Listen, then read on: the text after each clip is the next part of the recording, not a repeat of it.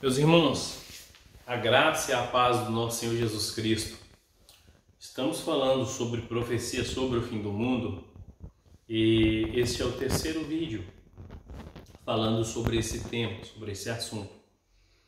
No primeiro vídeo eu fiz uma análise de Mateus 24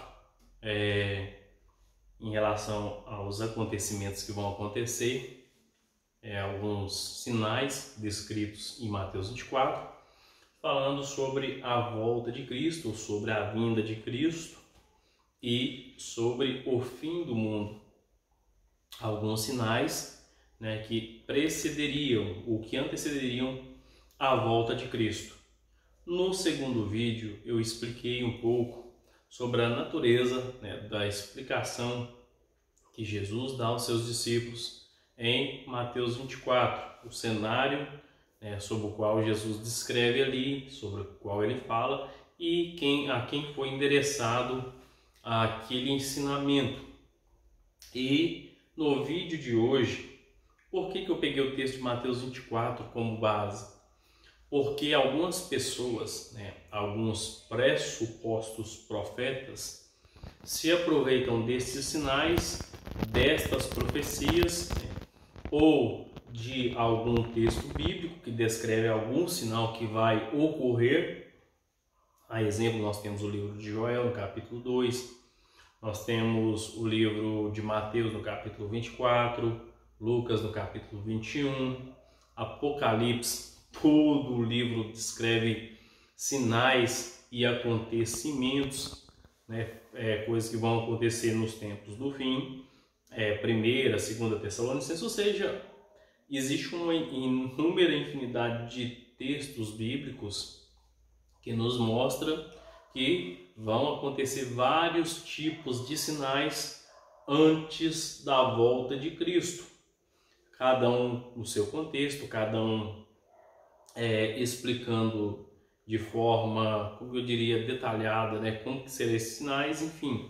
Neste terceiro vídeo, nós vamos falar um pouco sobre algumas profecias ou pressupostas profecias e o efeito destas profecias. Antes de começar, eu quero ler aqui dois versos com os irmãos. Um está em 2 Pedro, no capítulo 1, no verso 21. Porque a profecia nunca foi produzida por vontade de homem algum, mas homens santos de Deus que falaram, inspirados pelo Espírito Santo. E o segundo texto está lá em 1 João, no capítulo 4, no verso 1. Amados, não creais em todo espírito, mas provai se os espíritos são de Deus, porque já muitos falsos profetas se têm levantado no mundo. Então, meus irmãos, o primeiro texto, ele vai nos mostrar que a profecia, ela não pertence à vontade humana, ou seja, o homem ele não tem controle sobre a profecia produzida pela vontade de Deus. Quando Deus inspira alguém, hoje nós cremos, eu creio na continuidade dos dons. A Bíblia diz que os profetas só existiram até João Batista.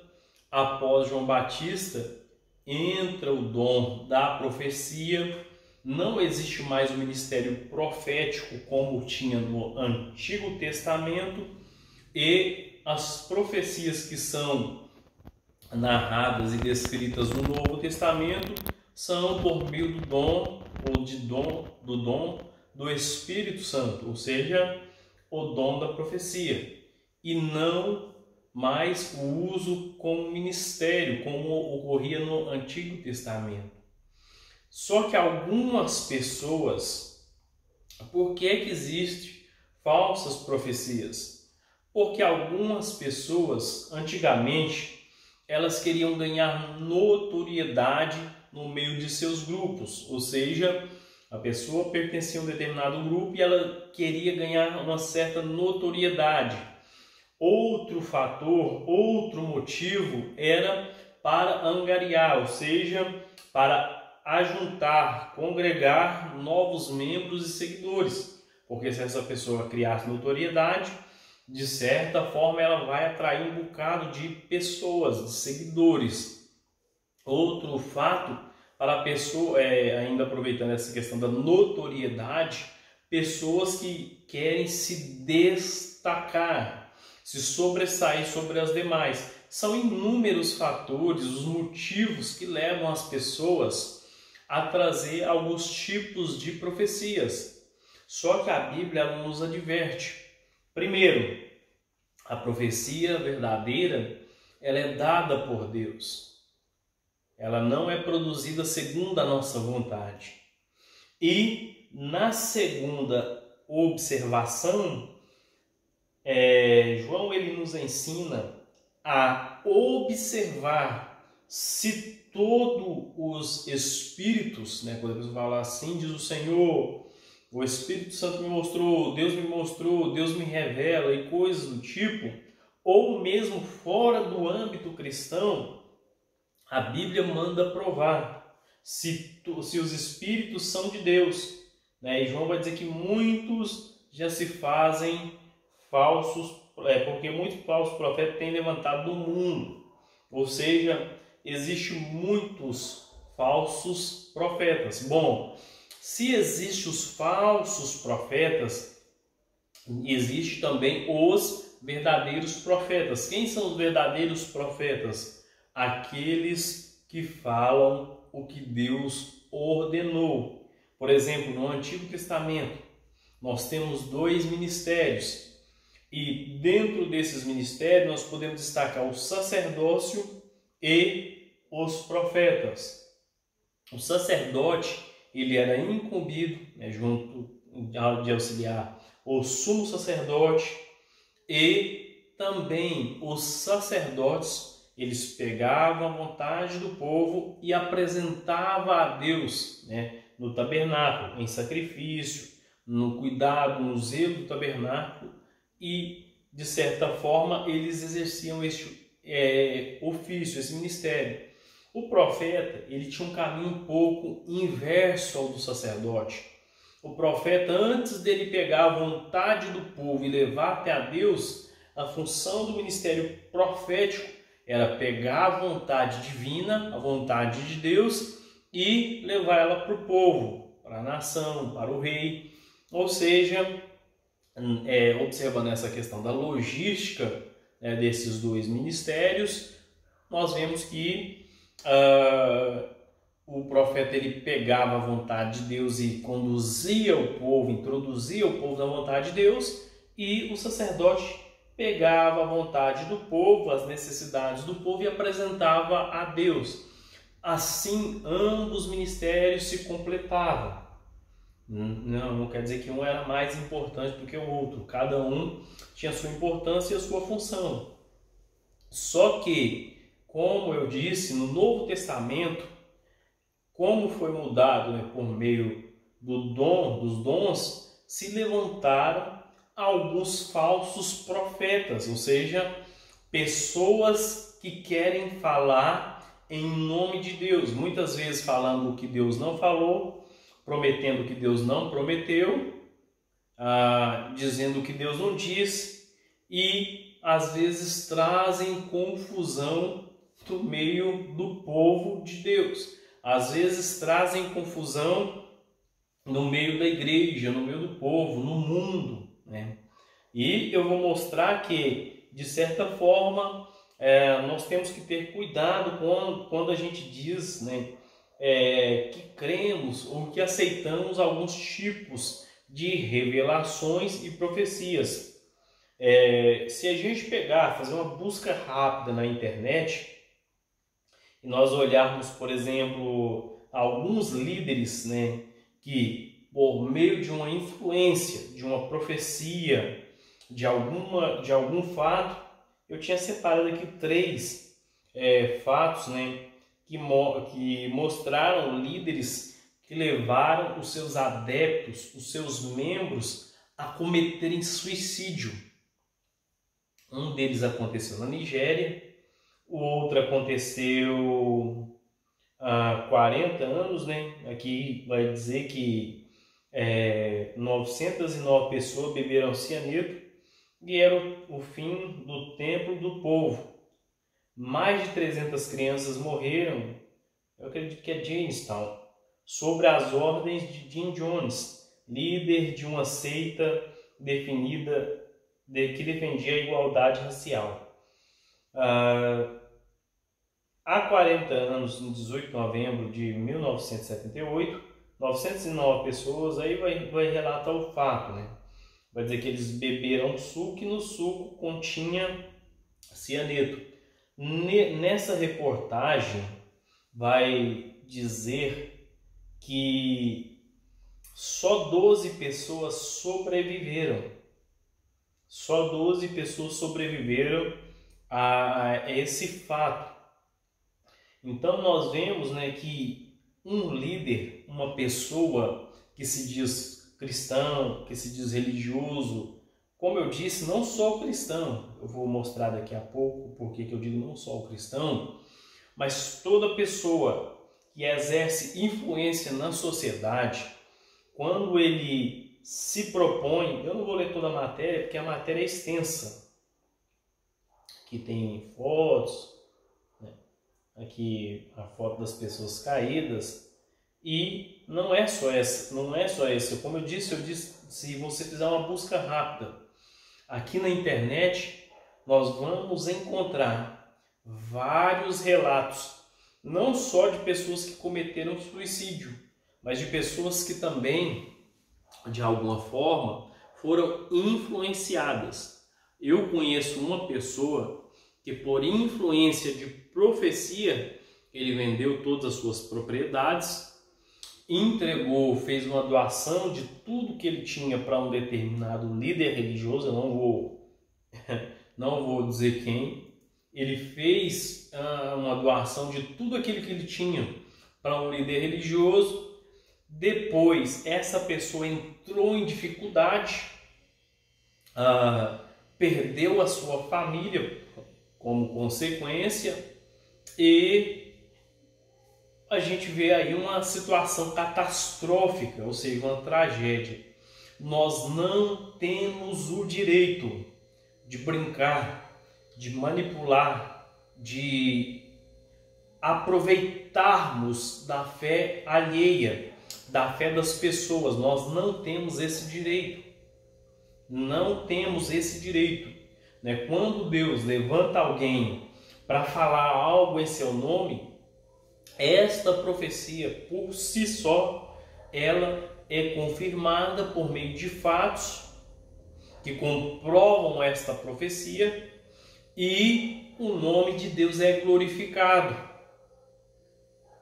O inverso a isso é quando pessoas se levantam e tentam falar o que Deus não falou, e muitas das vezes o estrago, repito, é muito grande. Profecia é coisa muito séria, né? A fé das pessoas é algo sério. Nós não podemos brincar, manipular de forma alguma a fé das pessoas. Bom, se os irmãos tiverem mais curiosidade em conhecer, eu até ia ler alguns trechos, né? Eu comprei esse livro, comprei ele nas mãos do pastor Nerio da Cioli, que na época eu comprei, ele autografou o livro. Tá aqui, ó. Com carinho, a Silvano 10/10 de 2011. Pastor Nerio da Cioli. Comprei do pastor Nerio da Cioli. Esse livro, o pastor Nerio, nesse livro, opúsculo, né, um pequeno livro. Nesse opúsculo, o pastor Nerio da Cioli, ele fez uma breve investigação acerca do fim do mundo. O título do livro é Fim do Mundo, Verdade ou Ficção? O pastor Nerio da Cioli, ele lista aqui algumas profecias, como eu disse, não só no meio cristão. Aqui ele vai falar sobre a profecia dos maias, né, do calendário, baseado no calendário maia. Vai falar sobre Nostradamus, inclusive aqui tem a profecia do Nostradamus. Aqui tem profecia de outros profetas, entre aspas. Ele cita vários fatores aqui e sinais que descrevem, e até certo ponto até lembra alguns relatos na Bíblia acerca do fim dos tempos, né? A exemplo, guerras, terremotos, fome, situações climáticas, né? Tipo aquecimento global. Aqui tem algumas profecias, né? E alguns profetas aqui, o que alguns profetas profetizaram. Eu não vou ler em respeito ao material. Nele até não está pedindo, né, direito, não está assim. Todos os direitos reservados pelo autor. É proibida a reprodução parcial, total ou sem permissão escrita do autor. Eu até não tinha me atentado para isso, né?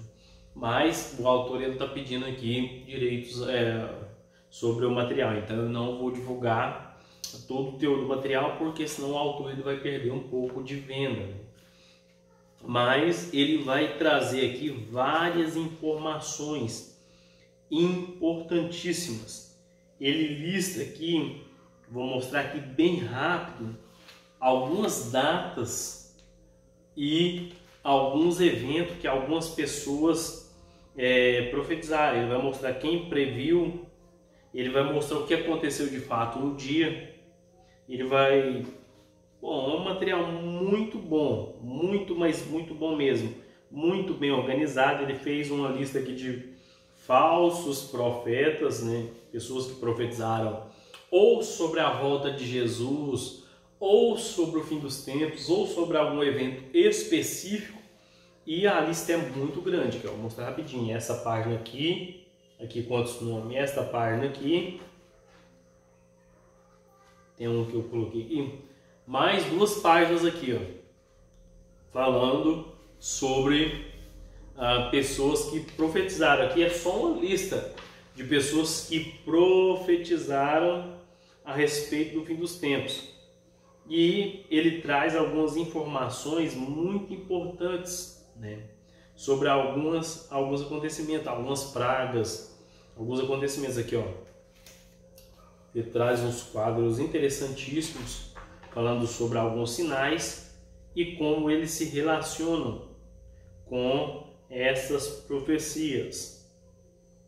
Então, como eu disse, eu não vou divulgar aqui o material em respeito ao direito, né, aos direitos autorais do autor. Mas se os irmãos quiserem conhecer um pouquinho sobre algumas pessoas que profetizaram, sobre o que elas profetizaram, está aqui uma indicação de um material muito bom. É um livro que tem poucas páginas, né? Não é um livro extenso, cansativo, como diz, não é um livro exaustivo. Ele tem 103 páginas, mas vale a pena a leitura de cada página, cada palavra deste conteúdo, que os irmãos vão entender um pouco, né, sobre essa questão de falsos profetas e falsas profecias. Nós temos, por regra de fé, a Bíblia. Então toda profecia, independente de quem seja, que chegue na mídia, na internet, no rádio, na televisão, né, nos grandes eventos, independente de quem seja a pessoa, independente de quem seja o profeta, independente do nome que ele tenha, do título acadêmico que ele tenha, tem que passar pelo crivo da palavra de Deus. As profecias, elas precisam passar pelo crivo da palavra de Deus.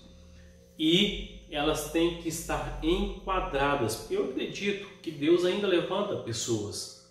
Deus, ele usa pessoas ainda na atualidade. Eu posso falar isso por mim. Em outra ocasião eu posso contar o testemunho de uma enfermidade que eu sofria e como Deus usou uma pessoa para me mostrar algo a respeito daquela enfermidade. Em outra ocasião eu posso falar a respeito.